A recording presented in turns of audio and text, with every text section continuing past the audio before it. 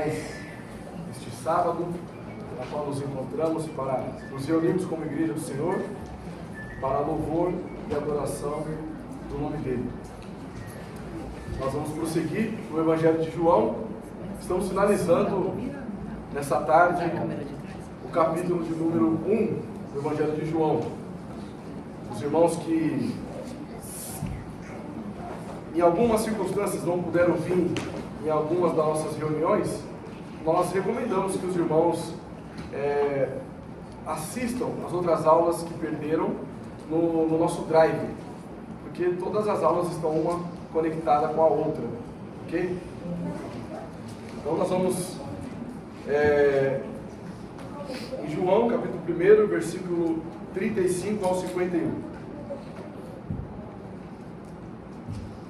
No dia seguinte, estava João outra vez na companhia de 2 dos seus discípulos, e vendo Jesus passar, disse: Eis o Cordeiro de Deus. Os 2 discípulos, ouvindo dizer isto, seguiram Jesus. E Jesus, voltando-se e vendo o que o seguiam, disse-lhes: Que buscais? Disseram-lhe: Rabi, que quer dizer mestre, onde assistes? Respondeu-lhes: Vinde e vede. Foram, pois, e viram onde Jesus estava morando, e ficaram com ele aquele dia, sendo mais ou menos a hora 10ª. Era André, o irmão de Simão, Pedro, um dos 2 que tinha ouvido o testemunho de João e seguido Jesus. Ele achou primeiro seu próprio irmão, Simão, a quem disse: Achamos o Messias, que quer dizer Cristo. E o levou a Jesus. Olhando Jesus para ele, disse: Tu és Simão, o filho de João. Tu serás chamado Cefas, que quer dizer Pedro. No dia imediato, resolveu Jesus partir da Galileia e encontrou a Felipe, a quem disse: Segue-me. Ora, Felipe era de Betsaida, cidade de André e de Pedro. Felipe encontrou a Natanael e disse-lhe: Achamos aquele de quem Moisés escreveu na lei e a quem se referiram os profetas, Jesus o Nazareno, filho de José. Perguntou-lhe Natanael: De Nazaré pode sair alguma coisa boa? Respondeu-lhe Felipe: Vem e vê. Jesus viu Natanael aproximar-se e disse a seu respeito: Eis um verdadeiro israelita em quem não há dolo. Perguntou-lhe Natanael: De onde me conheces? Respondeu-lhe Jesus: Antes de Filipe te chamar, eu te vi quando estavas debaixo da figueira. Então exclamou Natanael: Mestre, tu és o Filho de Deus, tu és o Rei de Israel. Ao que Jesus lhe respondeu: Por que te disse que te vi debaixo da figueira, crês? Pois maiores coisas do que estas do que essas verás. E acrescentou: Em verdade vos digo, que vereis o céu aberto e os anjos de Deus subindo e descendo sobre o Filho do Homem. Vamos orar, Senhor. Pai santo, querido e amado, ainda na Tua presença estamos aqui neste momento para degustarmos da Tua santíssima e gloriosa palavra. Que o Senhor venha falar em nossos corações aquilo que nós necessitamos e não aquilo que queremos ouvir. Porque se assim fosse, seria pouco demais. Sobretudo, que o Senhor nos exorte e nos santifique para a Tua glória, em nome de Jesus. Amém. Queridos, quem faltou na última aula sabe que eu não estava com a voz muito boa e continua ainda. Minha voz ainda não está 100%, mas Deus vai nos dando graça. O nosso estudo está dividido em 3 partes: evangelismo de massa, ok? Os versículos 35 ao 39, e o evangelismo pessoal, os versículos 40 a 42, e evangelismo através de contato e a pregação da palavra. Então,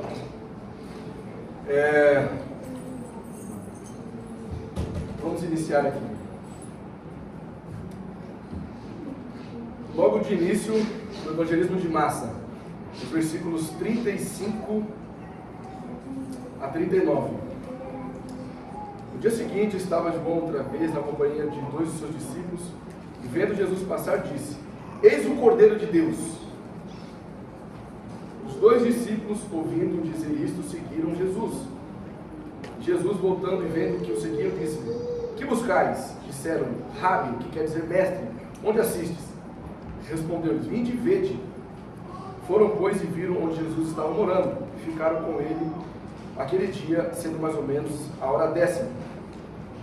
Então, na última aula nós entendemos o que significa essa expressão eis o Cordeiro de Deus, ou seja, eis o Cordeiro de Deus que tira o pecado do mundo. É uma expressão que traz um sentido de um cordeiro sacrificial, aquele que iria ao matadouro, ou seja, seria sacrificado em favor do teu povo, ok? Então, ali, quando João ele enfatiza eis o Cordeiro, novamente lembra daquela palavrinha eis, que ela tira a sua origem de todas as pessoas ao redor de Jesus e se concentra apenas em Cristo. Ou seja, eles estão querendo enfatizar que ali, Ele é o nosso Deus, o nosso Cordeiro, que tira o pecado do mundo. E então, João ele continua testificando a respeito de Cristo. Nós percebemos que um dia anterior, quando Jesus vai se batizar, ele diz: Eis o Cordeiro de Deus que tira o pecado do mundo. E agora no dia seguinte, quando Jesus está passando, olha lá o Cordeiro. Ali está o Cordeiro. Ali está o plano de salvação do nosso Deus. Aquele que vai tirar o pecado do mundo. Aquele que veio libertar os oprimidos. Aquele que veio trazer vida ao que estava morto. É Ele quem tira o pecado.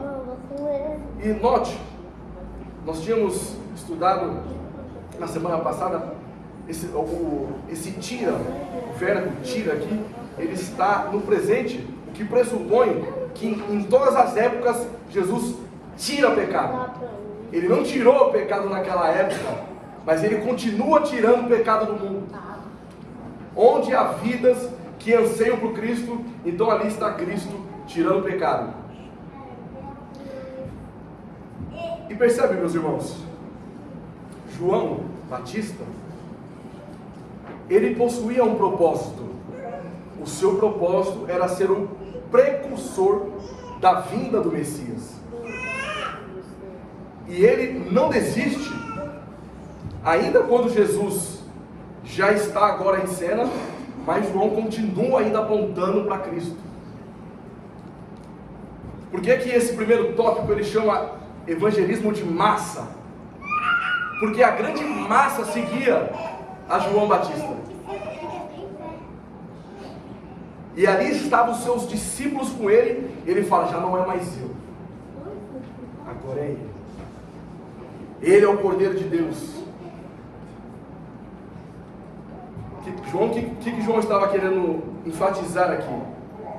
Todos aqueles que amavam e guardavam a lei do Senhor, todos esses devem recorrer agora a Cristo, porque tudo aquilo que estava na antiga aliança era a sombra daquilo que viria, era os tipos que apontava para o antítipo, que é o nosso Cristo.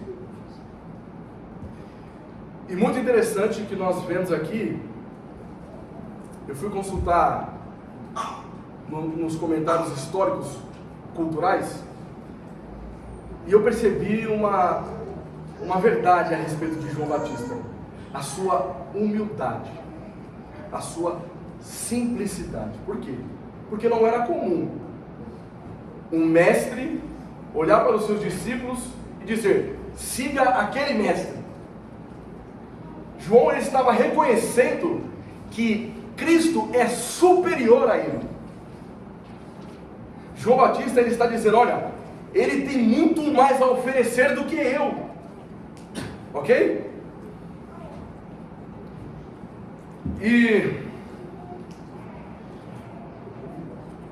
E nós percebemos a obediência dos discípulos de João Batista, porque ao passo que João Batista fala, eis o Cordeiro, então eles seguem a Jesus Cristo, eles obedecem a João Batista. João Batista ele está tirando o foco de si mesmo e apontando o foco para Cristo. Então nós temos aqui a confiança desses agora discípulos de Cristo. Eles confiaram única e exclusivamente em Cristo. Percebe que eles não... Rapaz, eu vou pesquisar um pouquinho aqui para saber se de fato ele é o Messias mesmo. Eles não fizeram isso. Eles tão somente vão, confiando que ele era o Messias. E aí o interessante, no versículo de número 38, Jesus, voltando-se, vendo que o seguiram, disse, que buscais? O que vocês estão procurando? Como eu posso te ajudar? O que vocês esperam de mim? Jesus, a fazer essa pergunta, que buscais? Ele está tornando acessível o contato dos discípulos com ele. Ele não simplesmente fala, senhores, está me seguindo por quê aqui? O que vocês vieram procurar aqui? Não, Jesus ele está sendo acessível. Olha, eu estou aqui, o que vocês precisam? Em outras passagens, nós vamos perceber que Jesus fala, o que queres que eu te faça? Jesus, ele é acessível, ok? E aí, você percebe, olha só, eles perguntam, Jesus pergunta para eles, o que vocês estão buscando, o que vocês esperam? Olha, e a resposta deles? Onde assistes? Onde mora? Já pensou alguém chega para você? Chega para você, tudo bem? Pois não, posso te ajudar? Onde você mora? Como assim onde eu moro? O que você quer saber de mim? Mas essa pergunta que eles fazem, eles estão com a intenção de saber onde Cristo habita, onde Cristo vive, para que eles possam aprender mais sobre Cristo. Não é tão somente querendo saber, por curiosidade, onde o Messias morava, mas era para saber como o Messias vivia, como nós podemos ter acesso a esse Messias. Então, em outras palavras, eles estavam dizendo assim, nós queremos aprender mais sobre você, Messias. Nós queremos entender melhor sobre quem é Cristo. Nós estamos deixando aquele leitinho que nós recebíamos de João Batista para ter agora alimento sólido daquilo que já chegou. Ele estava anunciando o Cristo que viria, mas nós estamos aqui agora diante do Cristo que já veio. Interessante. E aí Jesus fala para eles, olha, vocês não são bem-vindos aqui. Olha a hora que é. Vocês querem vir me perturbar esse horário aqui? É isso que Jesus fala. Jesus disse assim, ó, vinde e vede.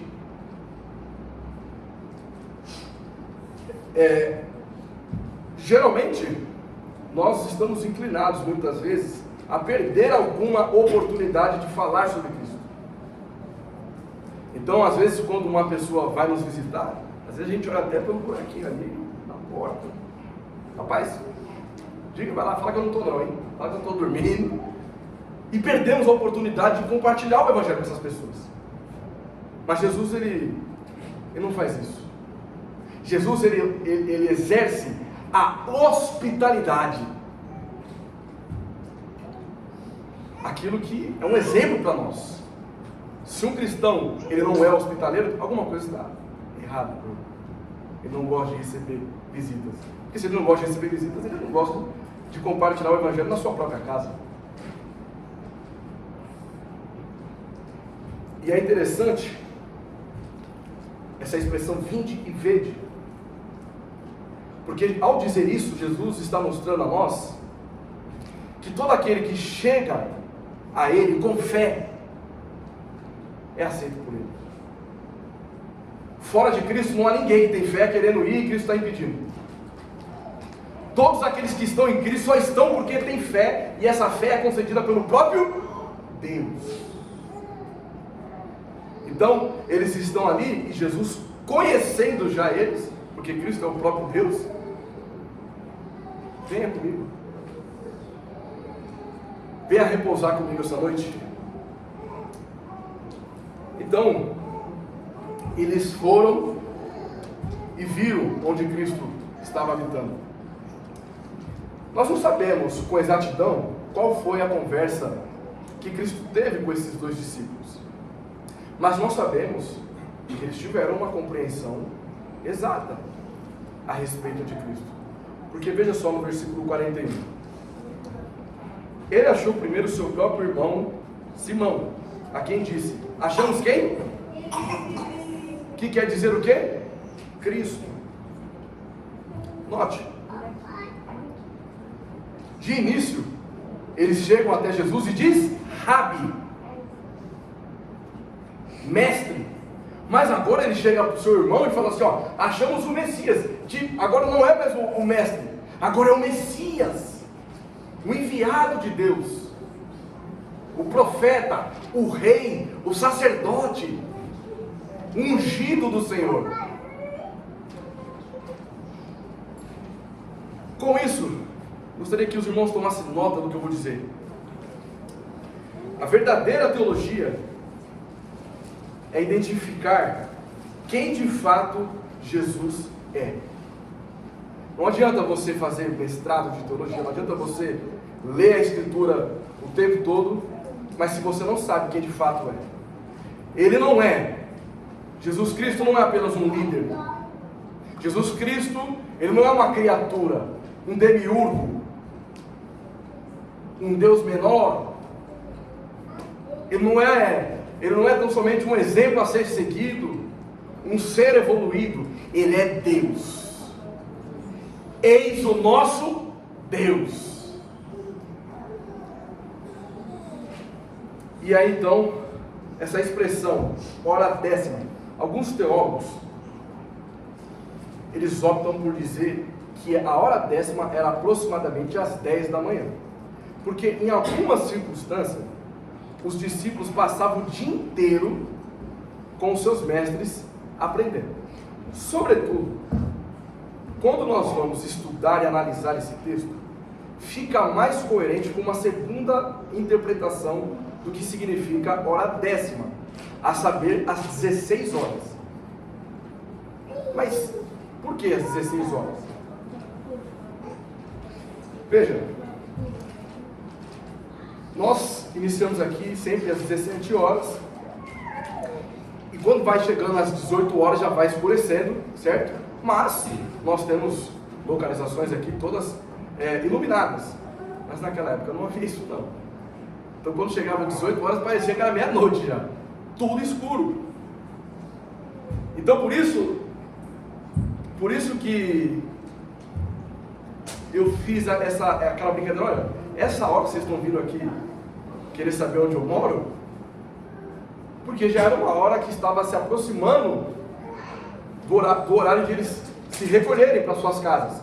Só que ao eles ir ao encontro de Cristo, para voltar para suas casas, ficaria inviável. E note, isso aqui é tão interessante, porque eles não estavam preocupados com o horário. Eles não estavam preocupados onde eles iriam dormir. Tudo que eles estavam preocupados era em conhecer a Cristo. Eles não estavam olhando no relógio para saber, pô, esse careca vai parar de falar e quando? Eles estavam esperando, ansiosos, para saber mais a respeito de Cristo. Evangelismo pessoal.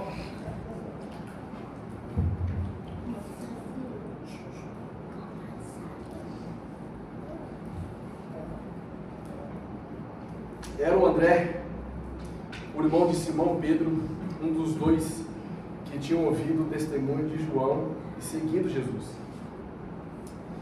Ele achou primeiro seu próprio irmão Simão, a quem disse: achamos o Messias, que quer dizer Cristo, e o levou a Jesus. Olhando Jesus para ele, disse: tu és Simão, o filho de João, tu serás chamado Cefas, que quer dizer Pedro. Queridos, os versículos 40 e 41. Quando André e seu amigo, que nós entendemos que é João, o próprio escritor do evangelho que nós estamos estudando, quando eles encontram o Messias, eles tiveram ali uma experiência maravilhosa.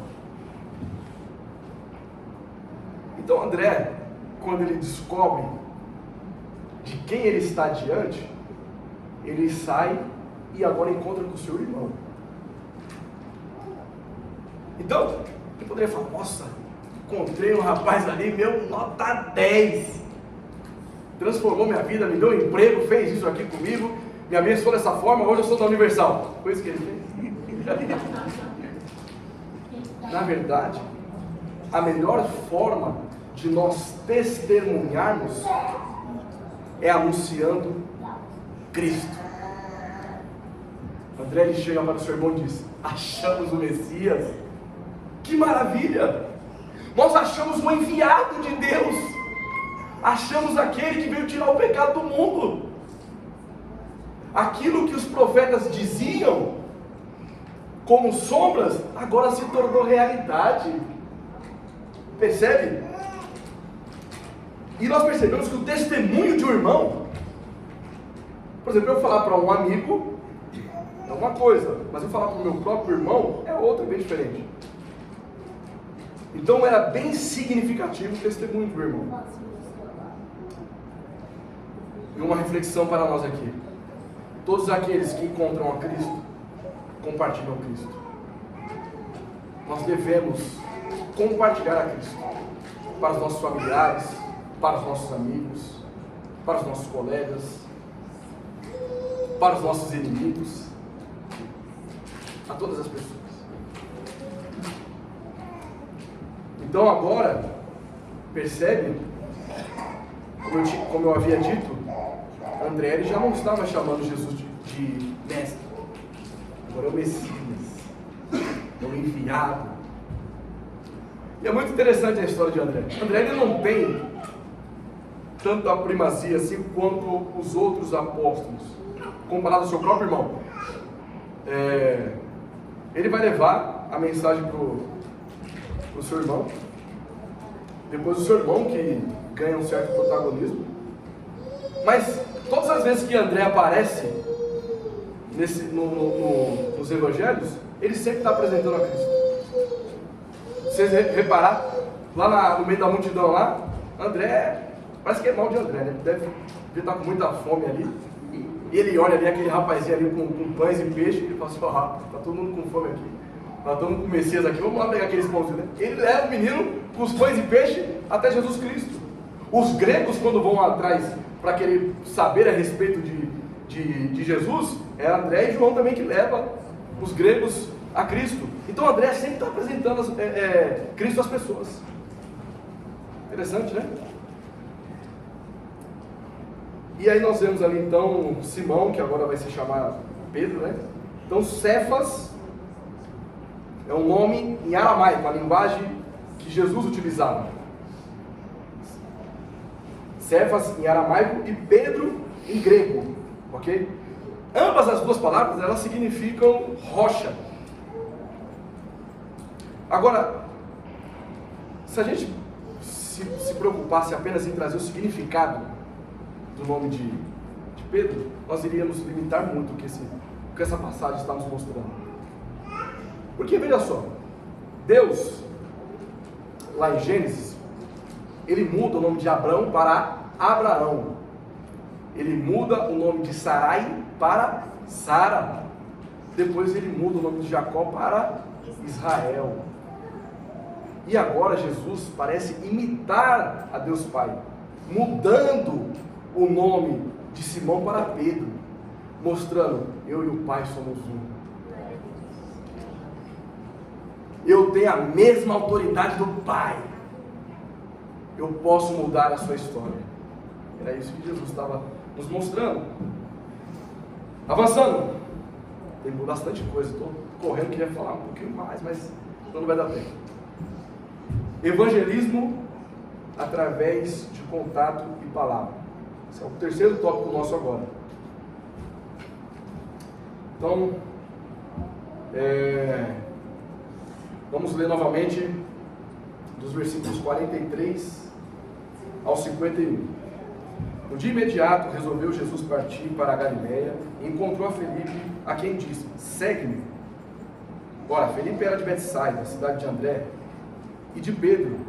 Felipe encontrou a Natanael e disse-lhe: achamos aquele de quem Moisés escreveu na lei e a quem se referiam os profetas, Jesus, o Nazareno, filho de José. Perguntou-lhe Natanael: de Nazaré pode sair alguma coisa boa? Respondeu-lhe Felipe: vem e vê. Jesus viu Natanael aproximar-se e disse a seu respeito: eis um verdadeiro israelita em quem não há dolo. Perguntou-lhe Natanael: de onde me conheces? Respondeu Jesus: antes de Felipe chamar, eu te vi quando estavas debaixo da figueira. Então exclamou Natanael: mestre, tu és o Filho de Deus, tu és o Rei de Israel. Ao que Jesus lhe respondeu: porque te disse que te vi debaixo da figueira, crês? Pois maiores coisas do que estas verás. E acrescentou: em verdade vos digo, que vereis o céu aberto e os anjos de Deus subindo e descendo sobre o Filho do Homem. Olha só, versículos 43 e 45. A pergunta que nós devemos fazer aqui: por que Cristo estava voltando para a Galileia? Cristo, ele está dando valor à sua terra natal. Ou seja, ele está dando uma importância a certas coisas humildes.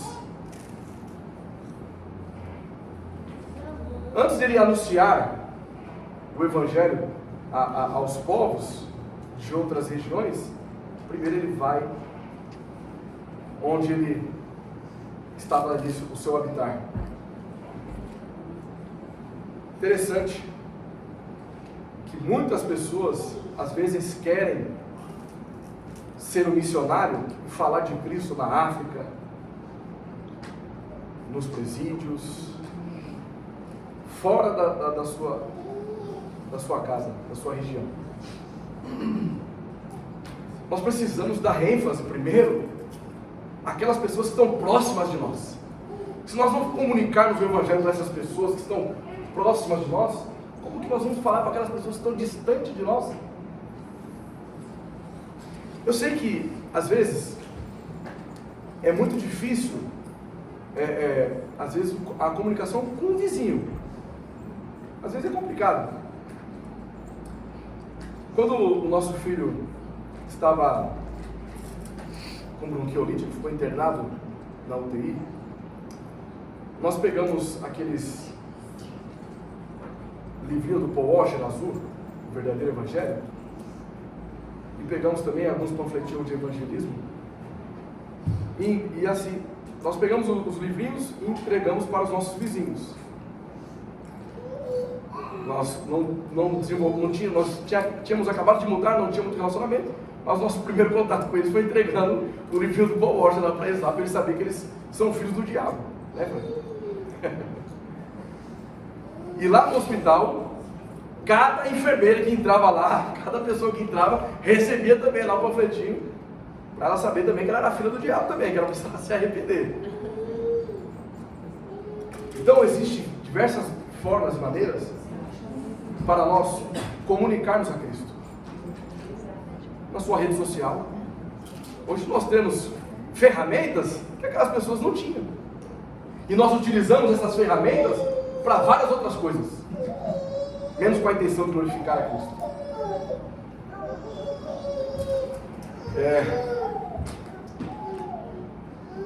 E vejam, quando Jesus fala assim para Felipe: segue-me, ele tão somente está falando assim para, olha, siga o mestre? Está brincando com o Felipe? Não, essa expressão segue-me, ele estava dizendo assim: ei, seja agora o meu discípulo, onde eu for, você estará comigo. Percebe que o João Batista apresenta para André e João o Cordeiro, ok? Depois André apresenta a Pedro, o Messias, e agora Jesus chega para Felipe e fala: olha, segue-me. Está vendo as diferenças que nós vamos tendo aqui, de forma como as pessoas são atraídas a Cristo?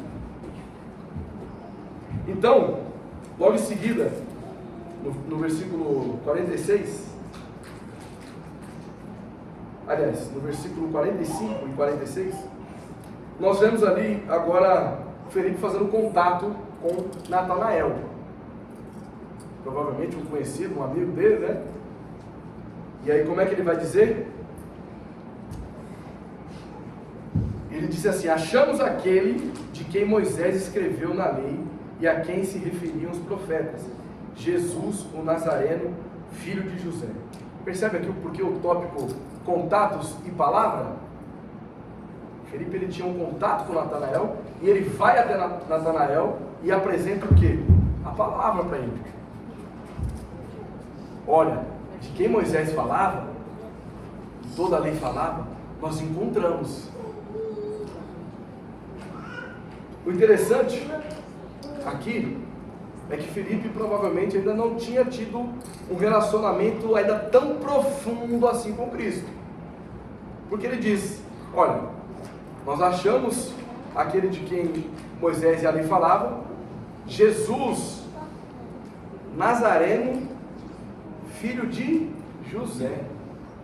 Não está tão errado, mas é uma meia verdade, ok? Porque primeiro que Jesus não era de Nazaré, Jesus era de Belém, ele cresceu em Nazaré, ok?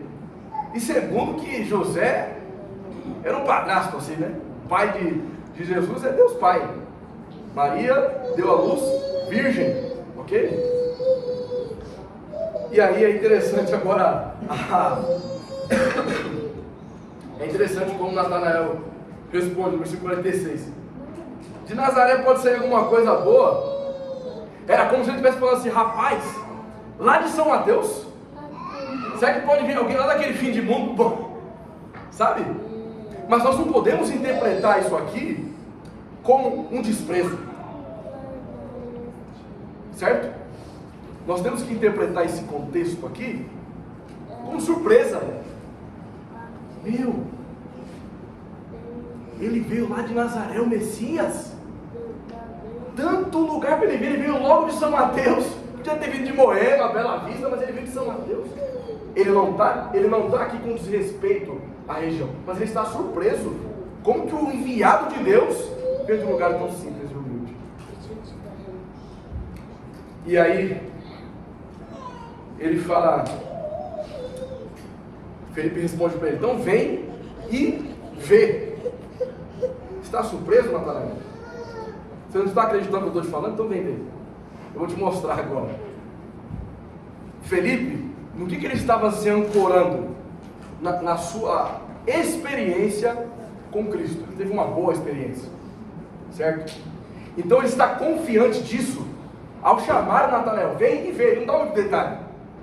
Se eu tive um bom relacionamento com Cristo, você também vai ter.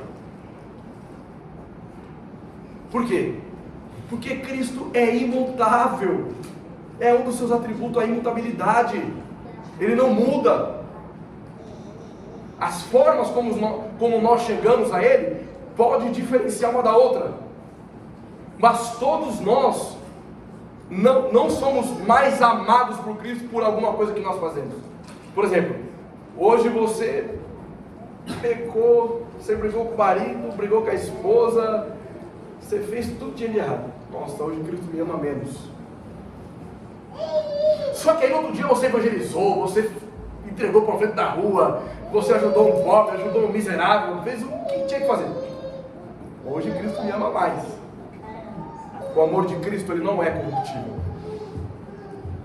O nosso amor é corruptível, mas o amor dele não é corruptível. Então Natanael estava aqui confiando na experiência, aliás, Felipe estava confiando na experiência que ele teve ao apresentar para Natanael o Messias. Vem e vê. É no versículo 47. Veja, ele fala assim, ó: eis aí um israelita em quem não há dolo. Se chegasse alguém lá para os fariseus, os saduceus, os escribas, se alguém chegasse lá para eles e falasse: olha, o Messias chegou. E onde que ele mora? Lá em Nazaré. Eu não vou sair daqui para ir lá para Nazaré. Eu sou o mestre da lei. Agora, quando Felipe vai a Natanael, como é que ele chega para Natanael? Achamos aquele que Moisés e a lei falavam a respeito. Isso pressupõe que Natanael tinha uma certa familiaridade com as Escrituras. E por que ele então é chamado de um israelitão, de um adolo? Primeiro porque ele tinha um bom relacionamento com a Escritura. E agora, porque ele não faz um pré-julgamento do Messias. Ah, não, rapaz, eu não vou lá para aqueles altos não. Se eles quiserem, vem aqui. Eu não vou lá para aqueles altos não. Não. Ele vai agora com credulidade até Cristo. Pode vir alguma coisa boa de Nazaré? Olha, eu não sei, mas eu vou lá. Eu acredito que ele pode ser o Messias. E Jesus conhece isso, porque ele é onisciente. Ele tem conhecimento de todas as coisas. Por isso que ele fala, olha aí o israelitão de um adolo. E essa expressão me lembra muito o Mateus, ele sempre chama eu de israelita que não adolo. E essa expressão é interessante. Por que eu dizer isso aí? Olha, presta bem atenção, meus irmãos. Isso aqui, e pode tomar nota também. Essa expressão, olha aí o israelita onde não há dolo. O que Jesus está dizendo? Porque se há um israelita onde não há dolo, pressupõe que há outros israelitas que há dolo. Ou seja, há israelita verdadeiro, mas também há falso israelita. Por isso que nós não devemos ter essa sede de algumas teologias que enfatizam tanto a questão de Israel como sendo eles o povo de Deus. É israelita todo aquele que pertence a Cristo. O Israel de Deus são todos aqueles que pertencem a Cristo.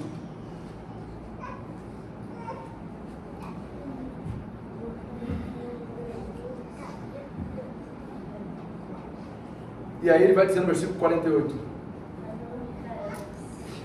Dondes me conheces? E aqui nós vemos, pela resposta de Jesus Cristo, olha, antes mesmo de Felipe te chamar, meu amor, eu já tinha te visto debaixo da figueira. Ele dá a localização exata. O que nós sabemos a respeito disso? Primeiro, que os mestres, eles procuravam estar debaixo de árvores para ensinar. Por causa que era um sol muito forte, então eles estavam debaixo de árvores. Mas nós não sabemos porque Natanael estava sozinho lá. Mas Jesus sabia disso. Já viram alguma pessoa falar assim, olha, ele esvaziou-se de sua glória? E aí como as pessoas interpretam isso? Olha, Jesus Cristo abriu mão de alguns dos seus atributos. Por quê? Porque ele não era onipresente. Jesus não poderia estar em todos os lugares. Isso é como se fosse, não, isso é um nestorianismo. Uma heresia lá dos primeiros séculos, que separava as naturezas de Cristo. Cristo, ele é homem, mas ele é Deus. Ele é 100% homem, 100% Deus. Então ele é onisciente, ele é onipresente. Ele não pode deixar de ser aquilo que ele sempre foi, porque uma vez que ele deixa de ser aquilo que ele foi, ele jamais teria sido o que é, filosoficamente falando.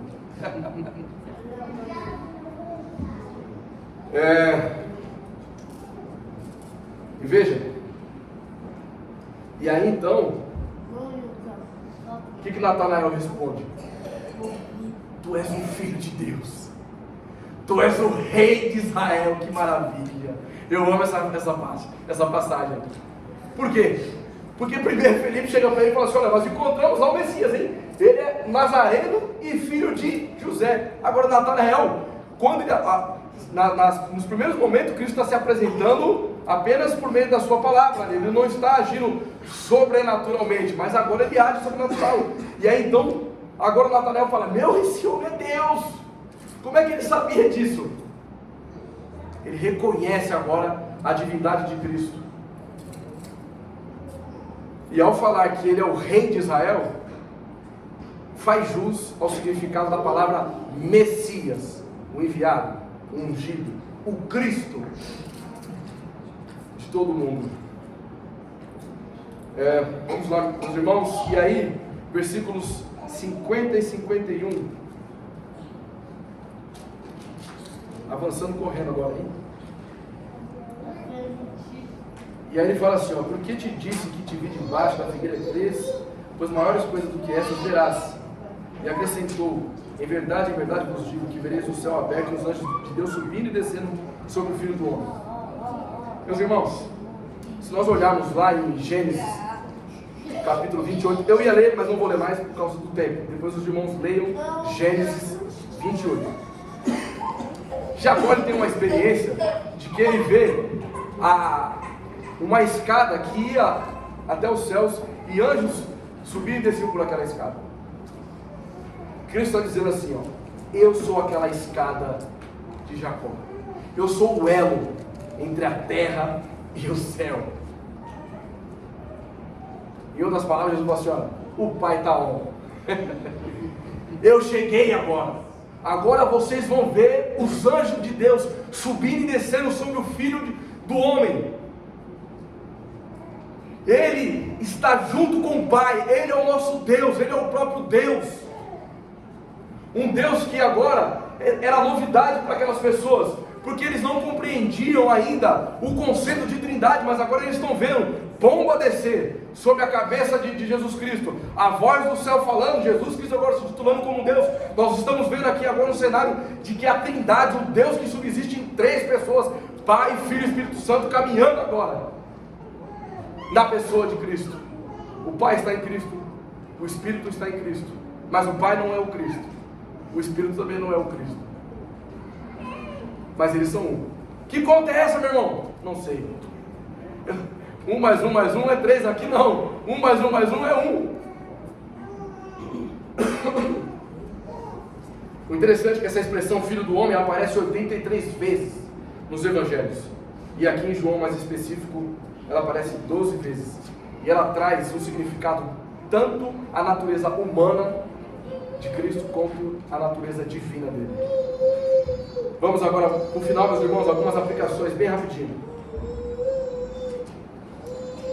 André e o seu companheiro, eles deixaram João Batista para seguir a Cristo.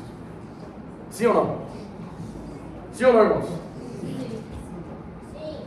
Ao fazerem isso, eles se tornaram agora discípulos de Cristo. Agora eles são aqueles que pertencem a Cristo. Nós temos o mesmo cenário. Ou nós pertencemos a Cristo, ou nós pertencemos às trevas. Não existe o meio termo. Ou você é de Cristo, ou você é um ímpio, depravado, filho do diabo, que merece a condenação eterna. Todos nós há de nos arrepender diante de Cristo. Todos aqueles que pertencem a Cristo devem se arrepender de seus pecados. Nós percebemos ali também, nos versículos 35 e 39, quando João Batista, ele expressa: eis o Cordeiro.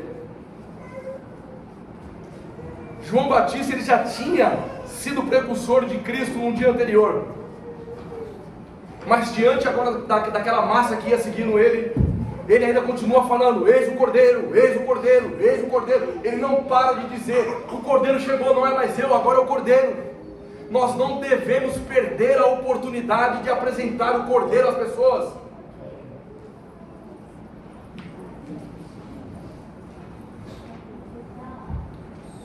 E depois, nos versículos 40 e 42, nós vemos André agora levando Cristo ao seu irmão. Queridos, nós não devemos desistir de levar Cristo aos nossos irmãos, aos nossos amigos. Parece que é a mesma coisa do que eu disse antes. Nós não devemos perder a oportunidade de falar do Cordeiro, e agora estou dizendo que nós não devemos perder a oportunidade de levar a Cristo a outras pessoas, mas nós devemos anunciar o Cordeiro, que é aquele que é a vítima sacrificial, a todas as pessoas. Nós não sabemos quem são os eleitos, Por isso que também, aquela piadinha dos arminianos, né? Se tudo está predestinado, por que evangelizar? Porque nós não sabemos quem são os eleitos, quem são os predestinados. Então pregamos a todos.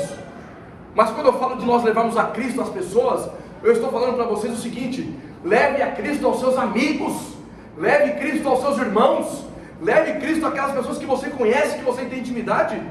Você não vai ser mais crente por ir lá na África e anunciar a Cristo. Você será crente para obedecer a Deus se você levar o seu vizinho a Cristo.